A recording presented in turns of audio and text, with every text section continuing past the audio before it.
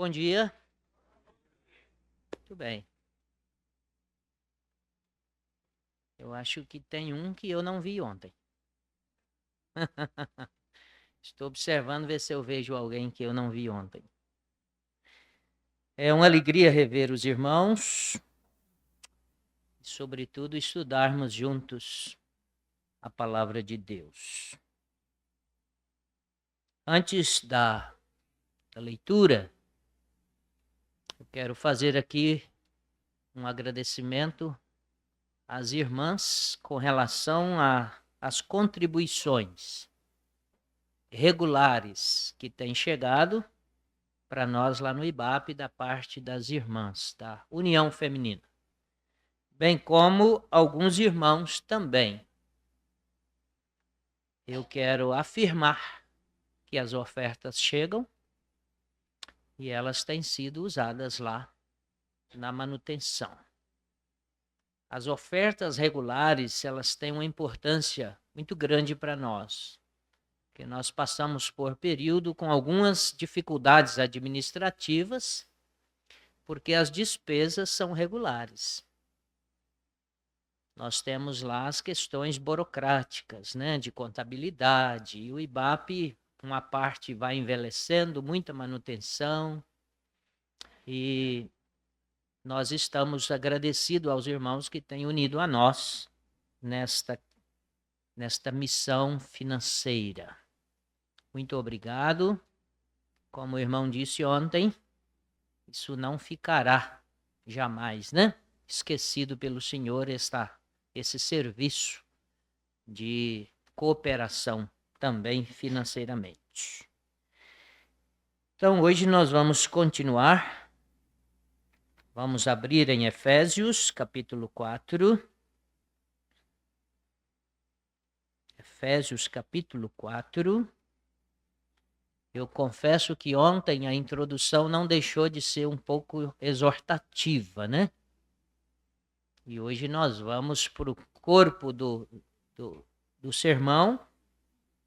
E então temos algumas lições aplicativas. Efésios capítulo 4. Hoje nós vamos ler somente o versículo 11, inicialmente. Horário, irmão, de parar? 10h30. 10h20, 10h30, ótimo. Verso 11.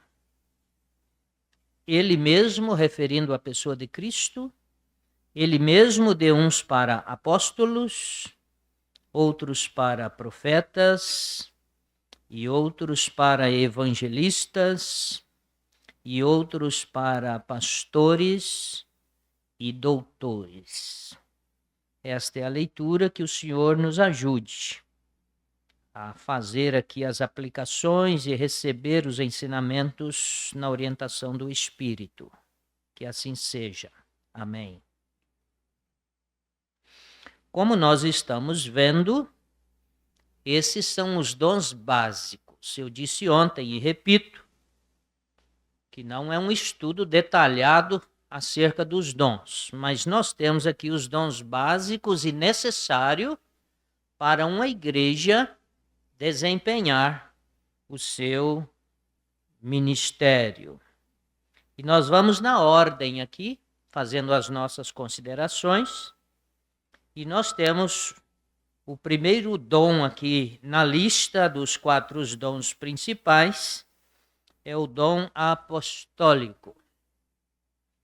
Eu não descobri aqui na igreja quem é o apóstolo ainda, e espero não descobrir, porque ele não existe aqui.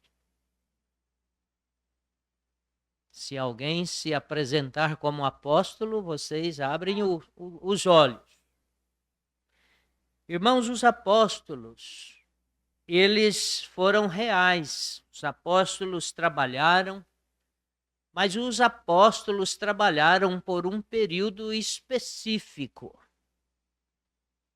Eles trabalharam com um período específico e com uma finalidade específica. Os apóstolos, eles foram usados por Deus para lançar os alicerces da igreja. E hoje nós não temos mais apóstolos. Este dom apostólico, ele encerrou, ele foi extinto. Mas se você ligar a sua televisão, ou quem sabe nessa cidade aqui de porte maior, você vai encontrar aí um endereço que o fulano de tal é o apóstolo. Mas a bispa, e assim vai. E eu vou te dar uma base bíblica que este dom ele foi extinto. 1 Coríntios, capítulo 15, versículos 5 a 8.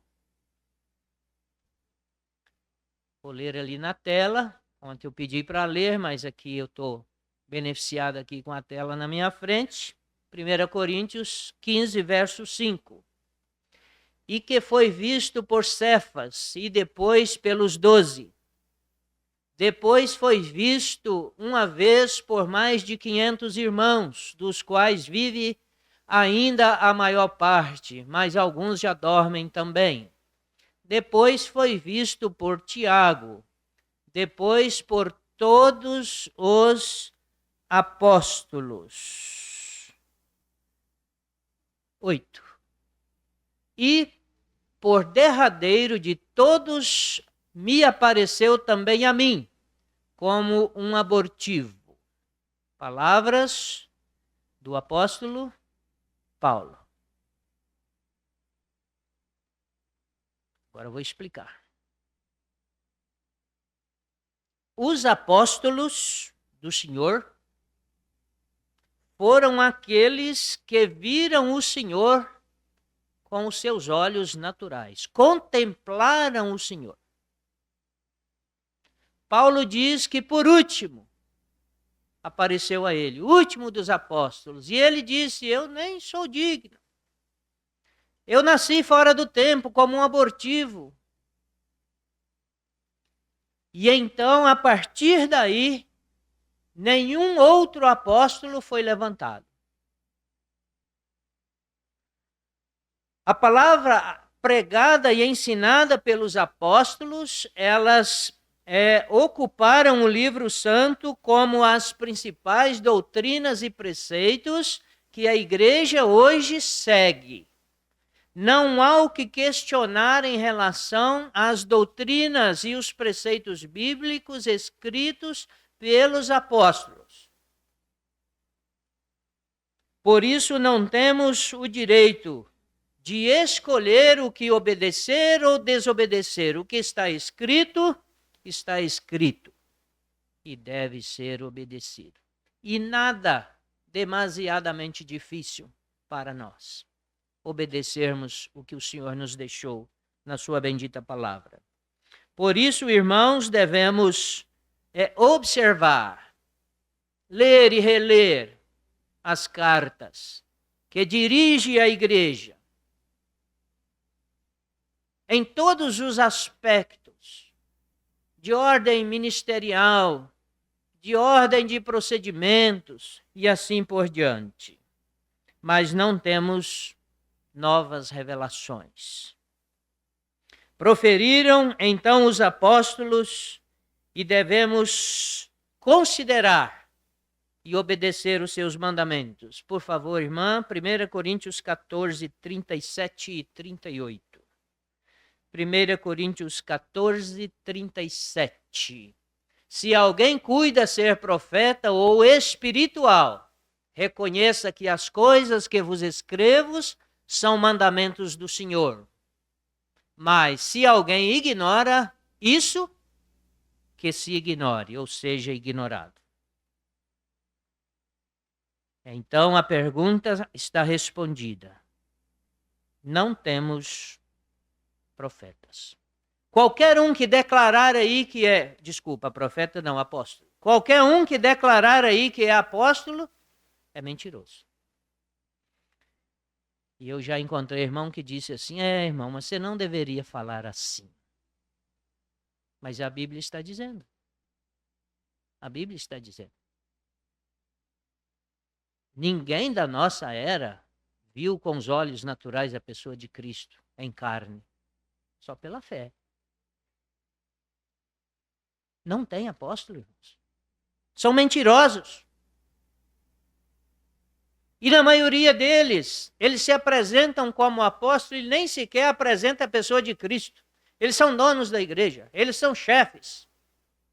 Eles fazem o que querem e enganam as pessoas. Não existe sucessão apostólica. Agora, as Escrituras, reveladas aos apóstolos e escrita, elas são transferidas, as Escrituras, não a sucessão apostólica, para homens fiéis. 2 Timóteo, capítulo 2, verso 2.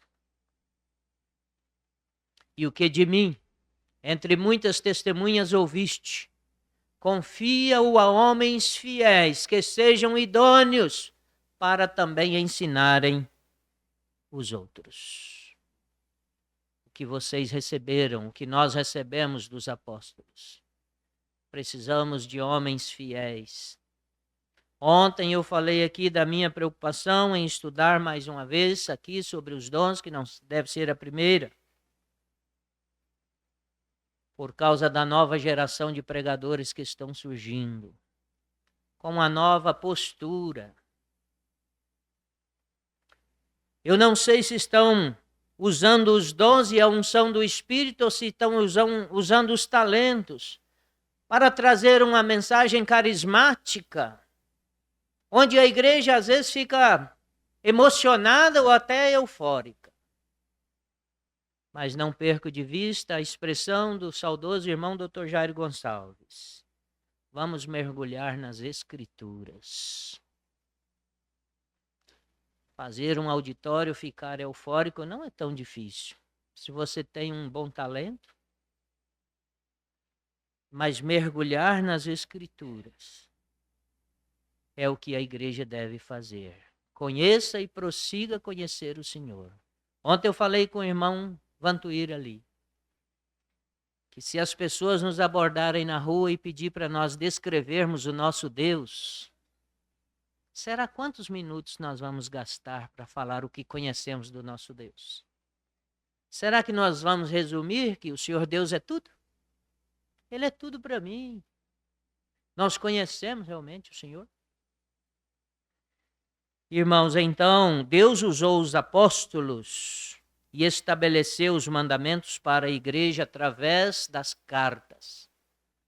Nós temos as cartas, ontem eu falei de duas cartas consideradas para a igreja principais, que é a carta aos Efésios, trata do corpo, e Colossenses fala da cabeça da igreja. E então é importante notar, irmãos, que nós devemos estar extremamente atentos para nos comportar ministerialmente dentro daquilo que a Bíblia ensina. Nem mais e nem menos. E não se preocupe,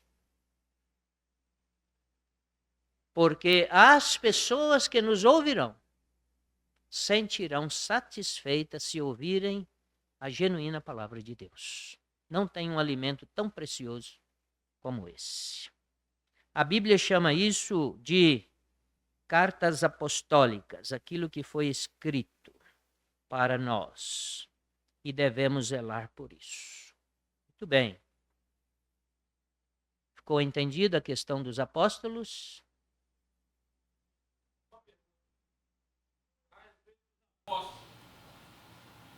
A gente vê que Judas era o 12º. Morreu Judas, a princípio substituído por Matias. E depois veio o apóstolo Paulo como abortivo, posteriormente. Lá no final vai ter as bases de Nova Jerusalém que terão o nome dos apóstolos. Dos 12. Qual que é o 12º? Seria Matias ou seria Paulo? Não sei. Está escrito lá? Não, é sério, eu não sei. Qual que seria o 12º? Matias ou Paulo? Francamente, não estudei esses detalhes, eu não posso aqui arriscar uma resposta, né? Eu vou deixar vocês junto comigo para a gente continuar estudando.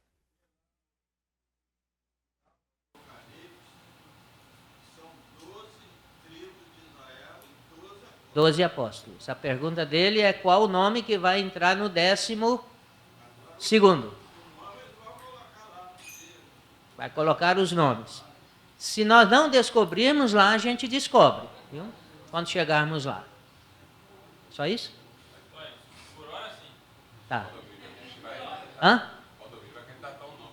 É, mas não sai não. Pode até candidatar. Não, tem. Isso aí eu garanto. Profetas. A igreja, ela não precisa apóstolo. Grava isso. Mas o que foi escrito está na nossa mão. Isso não se abre mão disso. Certo? E os profetas? É o segundo aqui na lista dos principais dons. O dom de profeta. Eu sou profeta. Filho do irmão Vantuíra é profeta. O dom de profeta existe? Existe e precisamos muito de ensinadores de profecia. Só que quando nós falamos de profeta, o que vem à nossa mente? Aquele que recebe visões, aquele que tem uma revelação, aquele que adivinha alguma coisa. Isso é que vem à nossa mente. Mas o dom de profeta hoje, visto que não há novas profecias, é aquele que ensina as profecias. Ele tem o dom de ensinar as profecias. Nós somos um profeta quando estamos ensinando profecias. Eu não predigo o futuro de ninguém, mas nós temos escrito as profecias a serem ensinadas. E nem todos os irmãos têm o dom de ensinar profecias. E estamos em falta, irmãos, com esse dom de ensinar. Profecia, o povo se corrompe. Se corrompe. Nós temos ouvido pouco sobre a eternidade, sobre o céu, porque normalmente estas coisas são algo que está por acontecer, são proféticas, não é? Porque a profecia ela traz luz para o caminho. Por isso que vai haver dificuldade de se corromper, porque traz luz para o caminho. Então você vai trilhar no caminho a qual o Senhor. Que a profecia vai começar a te mostrar aos poucos, vai te orientando, você vai trilhando. O sentido da palavra aqui, irmãos, não é a pessoa que tem capacidade de receber qualquer nova revelação, porque a Bíblia, ela foi completa. Mas lá na frente eu falo um pouquinho sobre isso. A Bíblia, ela foi completa. Hoje as mensagens estão escritas e nós vamos estudar. Os apóstolos escreveram as cartas para conduzir a igreja. Mas nós temos a parte histórica e nós temos a parte futurística que vai acontecer, que depende do irmão ou da irmã no ministério delas, que tem o dom de ensinar as profecias. Elas são reais. E então, irmãos, hoje as mensagens já estão escritas e compete-nos a ensinar. Nota importante. Longe do que temos visto por aí. Alguém dizendo que está adivinhando a vida das pessoas. Lá em Carangola tem diminuído, mas sempre em cima de uma ponte do centro ficavam alguns ciganos. E eu estava lá e eles pediam às pessoas para lerem as mãos. E eu passava para lá e para cá. Nunca me pediram e eu estava esperando que eles iam me chamar. E eu estava me preparando.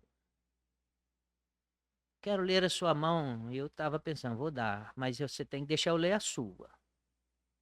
E quando ela me desse a mão, eu ia dizer, olha, você vai para o inferno. A não ser que você creia e confessa Jesus como seu Salvador, tá? Está escrito. Ele vai perguntar, na mão? Não, está escrito na Bíblia. Mas nunca me abordaram. Abordava tanta gente, eu ia e voltava, nunca me abordaram. Irmãos, tenhamos cuidado. Tenhamos cuidado porque as circunstâncias podem conduzir até mesmo os filhos de Deus a caminhos tortuosos. Conhecemos um irmão que procurou um médico, segundo ele, por um problema sério da sua filha. E quando ele chegou, ele me contou, irmão, eu fiquei admirado. Eu cheguei para consultar a minha filha, nós sentamos e o homem pôs um copo d'água em cima da mesa e olhava para o copo d'água e falou toda a história nossa, sem nós contar nada. E eu disse, isso não é médico, não. Ele receitou, ele mandou comprar uma garrafa de remédio na farmácia dele. Falei, pode até jogar fora esse remédio. Isso não serve para nada, não. Isso não é médico, não, irmão. Isso é espiritismo. Desesperado. Eu sei que a situação que se enfrenta um pai em ver uma filha enferma e procurando recursos, procurando, eu sei que é difícil. Mas não vamos cair nessas coisas. E nós estamos aí, né, no chamado Grêmio Evangélico hoje, com tantas manifestações desta natureza. Devemos de ter muito cuidado com isso. Principalmente no nosso meio evangélico, quando fala em profeta, se lembra de pessoas desse tipo. Pessoa que vai adivinhar seu CPF, não sei qual utilidade, não vou saber meu CPF, né? Só consultar lá a sua dívida. Você vai consultar lá e vai revelar lá a sua vida, como é que você está caminhando, aonde está o problema, né? Então você visualiza o profeta nesse pequenez da coisa, nessa coisa assim. Então essa é a visão do profeta. Se você sair perguntando para os evangélicos, o que é um profeta? Ele vai falar isso. Porque essa é a grande propaganda, né? Porque, irmãos, a gente tem que estar atento. Nós temos um auditório aqui hoje não tão grande, mas temos aí, quem sabe, 50, 60 pessoas. Eu poderia arriscar aqui, com certeza eu seria bem sucedido em chamar aqui, apontar o dedo. Desculpe, é só um exemplo, tá? Você que toma remédio de pressão, eu sei que você toma. Vem cá na frente. Vai vir bastante gente aqui. Hã? Vai encher de gente aqui. Ah, o homem sabe mesmo, apontou o dedo lá.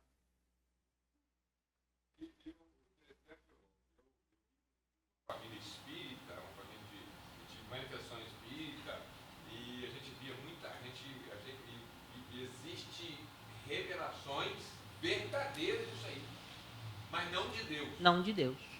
Revelações verdadeiras.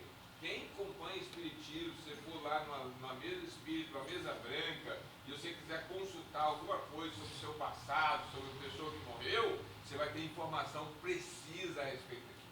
E nem sequer o procedimento na época dos profetas era igual agora. Deus revelava ao profeta, enviava a ele uma mensagem para um grupo específico, e o Senhor falava através de sonhos, é verdade, mas não vai embora sonhar e amanhã você acordar preocupado, não. Uma irmã perguntou ao senhor Luiz Soares, saudoso irmão Luiz Soares. Irmão, essa noite eu sonhei com a minha mãe que morreu. E eu fiquei tão preocupado. Por que isso? E ele perguntou, o que o senhor jantou? Não, não vem não, que não é barriga cheia não. Eu só comi uma maçã para dormir. E ele disse, então a senhora hoje come 2 maçãs. Se com uma maçã sonhou com a mãe, com 2 maçãs sonha com a avó. E fez essa brincadeira com ela e explicou a realidade, né, de que isso não é manifestação divina, questão de sonhar. A ciência hoje explica isso, né, nós sabemos disso. Muito bem, mas o Senhor, ele dava aos profetas, sim, a revelação. Só que vamos ver a Bíblia. Irmã, por favor, 1 Coríntios 13.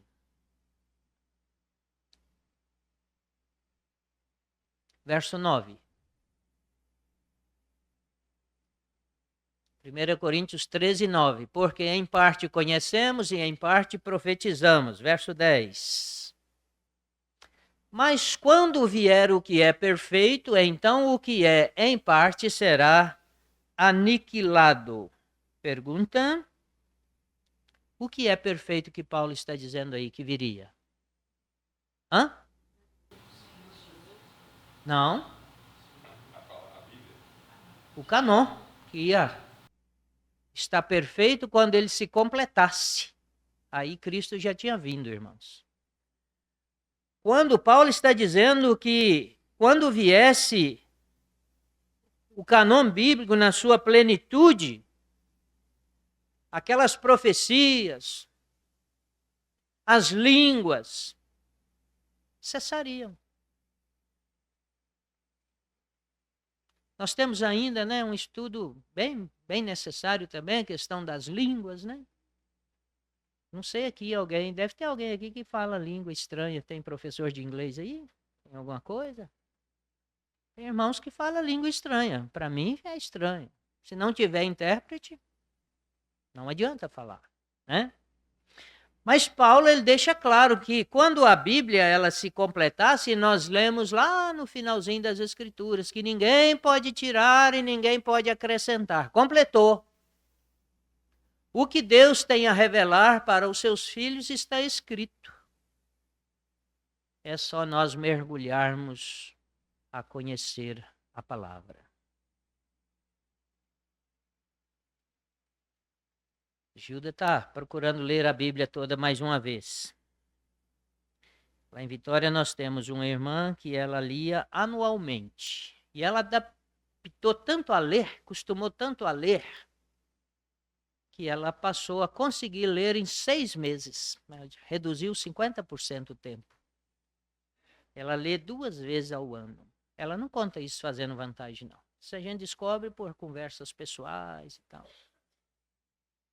Mas encontrei também, não sei se é verdade, pregando lá em Mantena, um senhor que já foi membro da casa de oração e no momento não era mais, se envolveu com, foi prefeito, foi vice-prefeito, e abriu a Bíblia e me mostrou os risquinhos. Dizer, cada risquinho daquele era uma vez que ele já tinha lido a Bíblia. Estava com 117 risquinhos. Fora da comunhão, não sei se tinha realmente crido no Senhor. Então não é ler por ler. Qual o seu propósito de ler? Então o dom de profeta está em vigor.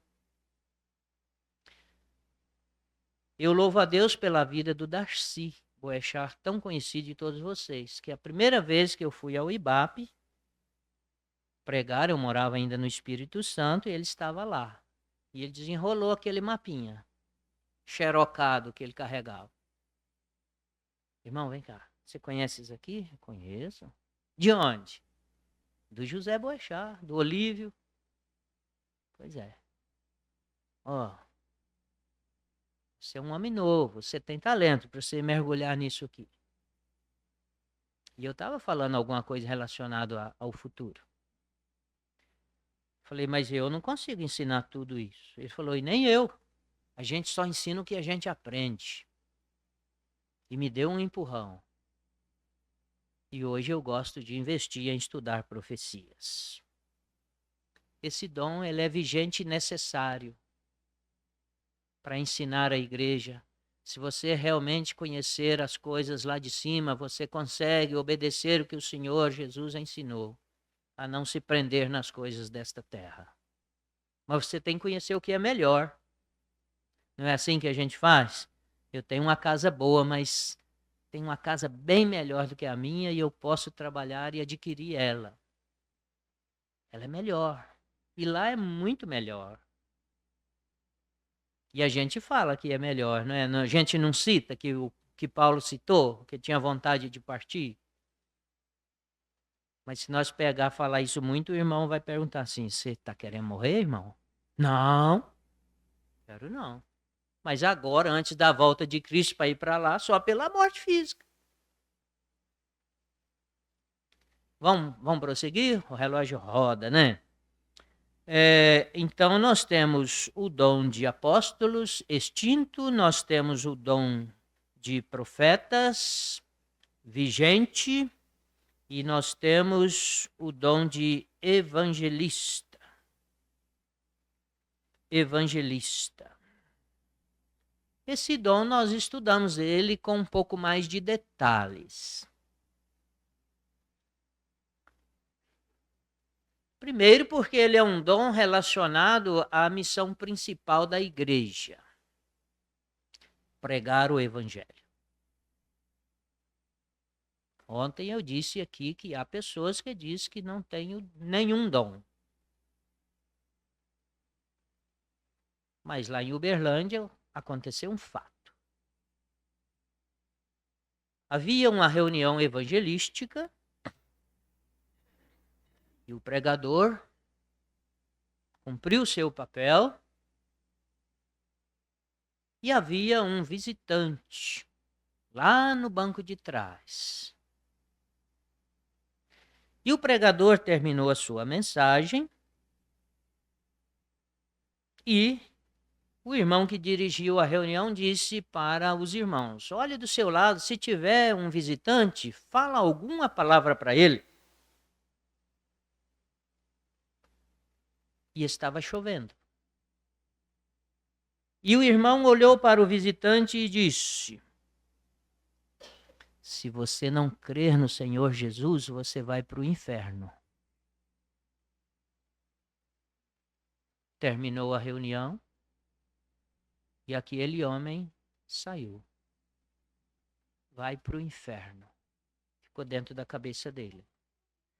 Depois que ele se converteu, ele testemunhou e disse que entrou no carro, ligou o limpador de para-brisa e diz ele que o limpador dizia: vai para o inferno, vai para o inferno, vai para o inferno. E ele chegou em casa e foi deitar e começou aquilo na cabeça dele: vai para o inferno. E ele disse: eu não vou não. O pregador pregou que tem uma saída, Jesus Cristo, eu não vou não. E ele creu. E depois perguntaram a ele o que mais marcou na vida dele aquele dia. Ele disse a palavra daquele irmão do meu lado lá no banco, que falou que eu ia para o inferno. Você sabe falar para as pessoas educadamente, carinhosamente, uma mensagem via WhatsApp, do risco que ela está correndo de não crer no Senhor. Lá na fila do banco, onde você vai resolver seus negócios, vai surgir lá uma oportunidade, não force. Deus cria o ambiente propício, você tem que ficar atento. Esse dom é um dom que nós estudamos com mais detalhes, porque este dom é um dos dons que nós cremos que o Senhor dá a todos os seus servos. Mas tem pouca gente pregando no púlpito. Mas não se prega só no púlpito. Pregar é um estilo de vida. E então nós vamos analisar algumas coisas interessantes. Exemplo. Analisando a vida, o dom de um evangelista, ele é necessário que ele tenha uma capacidade como os outros dons, que é uma habilidade dada por Deus e ela funciona em nós através do Espírito Santo. Nós não usamos muito entre nós esse termo de unção, mas ele tem um sentido prático verdadeiro, né? O Espírito Santo, a mensagem, ela precisa de ter a unção. Eu uso dizer que hoje, depois de 25 anos, né, de tempo integral, 40 anos pregando, ensinando, eu tenho mais facilidade para pregar. Eu tenho a dificuldade de receber a mensagem convicto de que é exatamente isso que o Senhor quer que eu fale. Essa é a grande luta do pregador. É na sua casa. É buscar até que o Senhor confirme. E sempre nessa confirmação vai haver um aspecto importante. Vai mexer com você. Se a mensagem não mexer com você, dificilmente você vai transmitir, ela vai fazer o efeito na vida do outro. O maior beneficiado com as mensagens ou o ensino é o pregador, é o ensinador. E se eu vir aqui pregar e depois vocês descobrir que eu não vivo nada do que eu preguei, nem me convide mais para vir aqui. Não compensa. Não compensa. O evangelista, ele precisa de, primeiro, ele crer piamente de que o Senhor realmente o salvou. Como ele vai pregar para alguém se ele não tem a convicção da salvação? Ele precisa de crer piamente que a Bíblia, ela por si, ela é a verdade suficiente para convencer o ouvinte para crer no Senhor Jesus Cristo. Nós vivemos uma época dos fortes apelos, né? Me lembro em uma localidade que o irmão apelou, e foram 16 pessoas lá na frente. Nenhuma permaneceu. E havia uns relatórios que nós fazíamos anos atrás, e ele ainda colocou isso no relatório. A conversão de 16 pessoas que não foram reais. O pregador não precisa usar o seu argumento próprio. Pregue a palavra. Pregue a palavra. É precioso quando a gente vê resultado imediato. Mas não se preocupe com isso. Os resultados, eles não dependem somente do pregador. É um conjunto, primeiro, que se trabalha para a pregação do evangelho.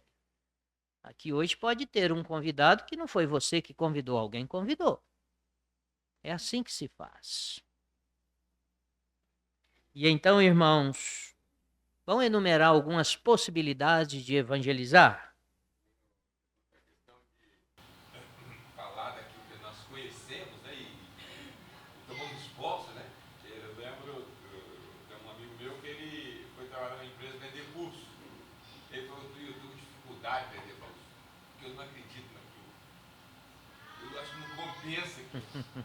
E ele vendeu uma coisa para a pessoa que ele não confia, que ele não compraria. Aí ele falou que não tem como trabalhar com isso. Ele parou de trabalhar com isso. Por mais que se esforce, não tem Não tem como, eu tenho que convencer palavras convincentes. Eu não acredito, eu não confio, que eu não compraria. Né? Então, é mais ou menos assim o evangelho. Se alguém não tem a convicção da salvação, não está qualificado para anunciar essa salvação. Algumas possibilidades. Além da pregação no púlpito, há campo para se pregar todos os dias em todos os lugares. E nós perdemos muitas oportunidades, muitas mesmo. O evangelismo pessoal, ele é muito frutífero, muito frutífero. Às vezes é muito difícil. E o primeiro campo que nós encontramos é a nossa família. Como é difícil pregar para a nossa família. Mas precisamos pregar. Depois vem o nosso ambiente de trabalho. Se as pessoas não verem Cristo em você, não verem Cristo em mim, não tem como nós falarmos desse Cristo. Porque nós definimos o cristão como um pequeno Cristo. Eu não sei de onde veio essa definição, mas eu aprendi isso. Mas eu sei que nós temos que ter um caráter semelhante de Cristo. Então, no ambiente de trabalho, isso é um grande desafio. Um dos meus genros é professor, colega desse irmão, fiquei sabendo que ele é professor também, esse aqui também. Meu genro, ele diz que onde ele leciona, ele tem 2 cadeiras, uma no Espírito Santo e uma em Minas Gerais. Ele fala que às vezes os alunos perguntam e ele esclarece alguma coisa sobre o Evangelho e alguém denuncia e ele é chamado a atenção. Por outro lado, as professoras e professores que são de outros meios que não são cristãos, falam das suas doutrinas abertamente. E não tem problema nenhum.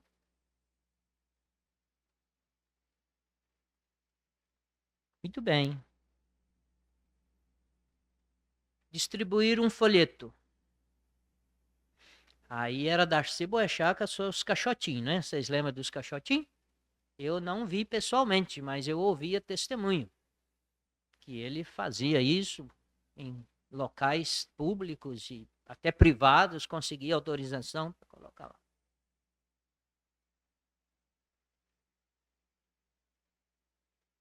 É dom. Não são todos que têm essa habilidade de estar aí distribuindo folheto.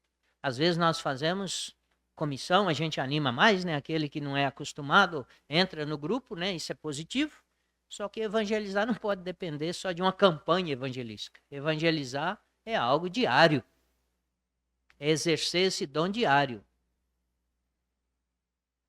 Com a vizinha, com o colega de trabalho, com seu testemunho e palavras.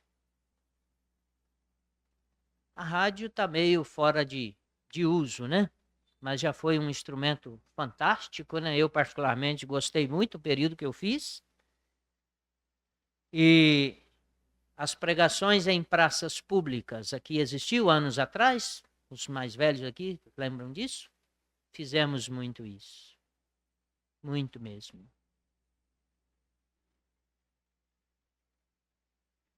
Nós estamos acomodados. Não é porque nós não temos o dom de evangelista, não, irmãos. Nós estamos acomodados. Precisamos levar isso um pouco mais a sério. Importante, duas coisas a considerar dentro do dom de evangelista. É necessário que tenha compaixão das almas. Senão nós não vamos evangelizar. Eu tenho 4 irmãos carnais que não são salvos. Somos 8 filhos. Estamos lá, igual a parábola das 10 virgens. Tem 4 irmãos que não creram. Como eu, você deve ter alguém. Irmãos, nós deveríamos chorar. Chorar. Depois de um tempo que a nossa neta, a mais velha, se converteu, também ele já faz o mesmo com o mais novo, que também já se converteu. Meu genro disse que eu costumo me emocionar um pouquinho quando eu falo disso. Que ela ia dormir, ele ajoelhava perto do berço. E ele dizia: Senhor, não deixa minha filha ir para o inferno. E ele orou, pedindo o Senhor até que ela já confessou o Senhor. Não deixa minha filha. Ele dizia: meus olhos enchiam de água. Do temor que eu tinha de perder a minha filha para esse mundo. Compaixão das almas. O Senhor, um evangelista, a ser seguido o seu exemplo, mostrou isso. Segunda coisa importante, eu vou acelerar aqui, vou deixar de considerar alguns detalhes desse dom, para nós concluir. Compaixão e disponibilidade para fazer. Nós precisamos nos dispor a fazer. Aqui existiu um trabalho em um hospital.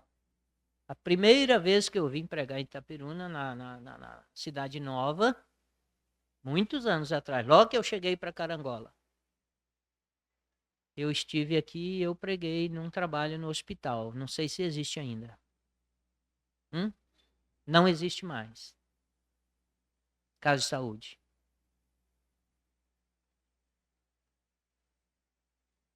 Vocês estão raciocinando comigo? Nós não estamos avançando, nós estamos regredindo. Tem que criar nova estratégia. Se não deu lá mais, mas para onde nós vamos? Tem abrigo de idosos aqui nessa cidade? Tem que pregar para eles, que eles estão velhinhos, mas podem ainda ir para o céu. Na velhice podem crer. Para onde nós vamos? Nós temos que arranjar um jeito. O campo está aberto. Depende de mim e de você. Qual é a minha disposição para fazer?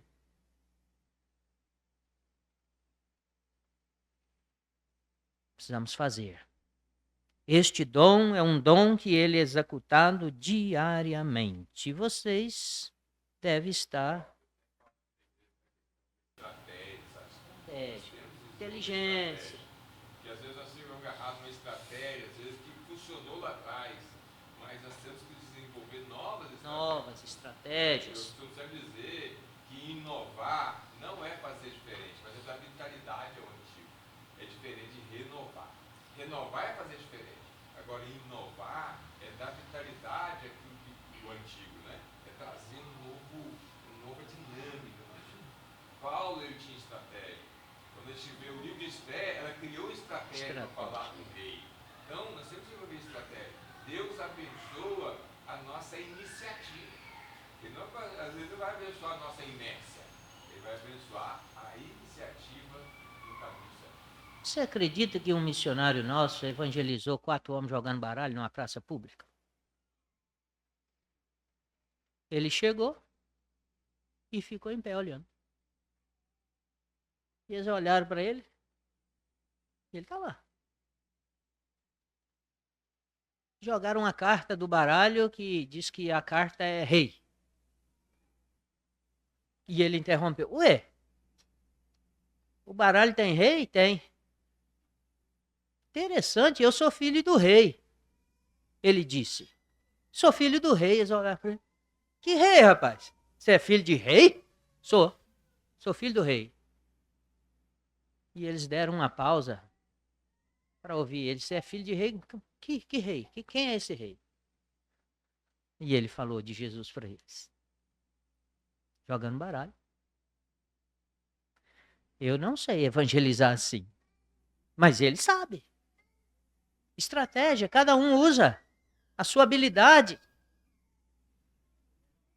Pois não? O Estado já está proibindo você distribuir Bíblias nos colégios. Né? Eu faço parte de um grupo chamado Estudantes Internacionais e nós estamos tendo uma dificuldade enorme de distribuir novos testamentos. A regente do Ministério Local diz que até você pode ir na porta do colégio. Mas para isso você tem que pedir ao diretor do colégio para você distribuir. E a tendência é piorar, tá, irmão? Aí a igreja está aí tranquila, aí as coisas lá vão fechando. Abramos os nossos olhos.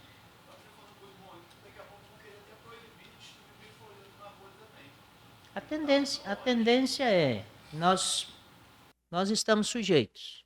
Eu não sei qual é o propósito de Deus para a igreja brasileira, para acordar a igreja.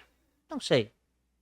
Nós nunca tivemos, né, uma repreensão desta natureza, nunca sofremos, né, igual você ouve de irmãos em outros países, né, lamentando porque não pode cultuar a Deus coletivamente, né, coisas assim. Vamos concluir? As crianças já chegaram? Só um minutinho, tá, crianças? Pastores e doutores. Acho que é o Vantuí que é o pastor.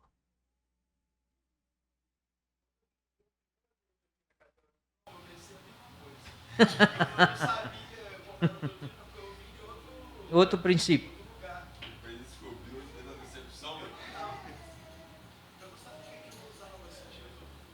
Mas o pastoreado da igreja é feito pelos presbíteros que têm a mesma função. A diferença, irmãos, que nós estabelecemos aqui, se você olhar um dicionário, a palavra pastor vai dizer que é um guardião espiritual, protestante ou sacerdote, nesse sentido. O que nós não temos nas Escrituras, não temos nenhum apoio nas Escrituras, é para contratar um homem, registrar a sua carteira, combinar com ele algum salário, para que ele trabalhe com a igreja com um vínculo empregativo. Nenhum dos apóstolos tiveram isso e nada está escrito que a igreja deve pagar uma pessoa para que ele tenha um nome, um reconhecimento oficial que ele é o pastor. E o presbitério é sempre no plural. Todas as vezes que você ler a Bíblia, você vai ver que o presbitério tem uma pluralidade. Não é um, é os pastores. E a igreja precisa de pastores, irmãos que pastoreiam o rebanho, não um empregado. A partir do momento que você parte para oficializar um irmão como pastor, você foge dos princípios bíblicos. E é interessante. Algumas igrejas nossas, chamadas de casa de oração que tem, costuma ser o pastor é aquele que nunca visitou, é aquele que nunca trabalhou cuidando do rebanho, é que vira pastor.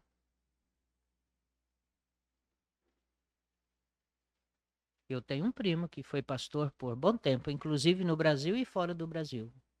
Só não sei se ele é crente, porque hoje ele nem reúne, abandonou tudo.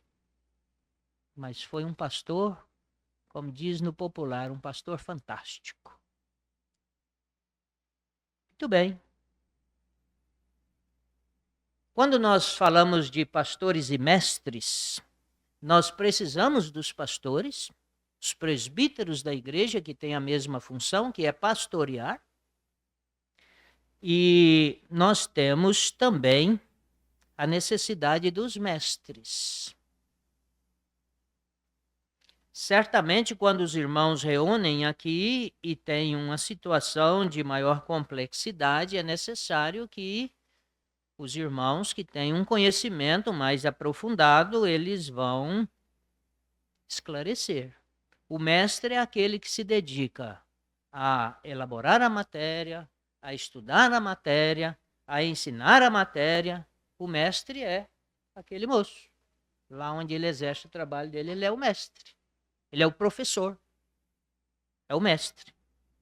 A igreja precisa de ter a doutrina dos apóstolos, não os apóstolos. A igreja precisa de ter os irmãos que ensinam as profecias. A igreja precisa de ter os evangelistas. A igreja precisa de ter os irmãos que pastoreiam o rebanho.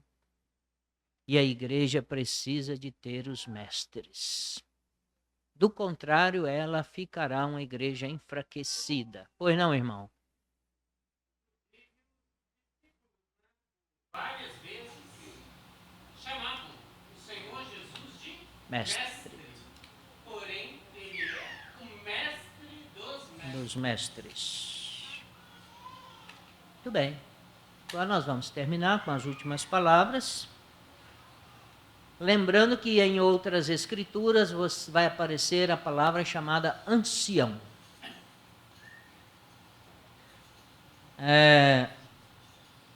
Se você olhar alguns dicionários, você vai encontrar esta palavra, ela é traduzida para uma pessoa idosa.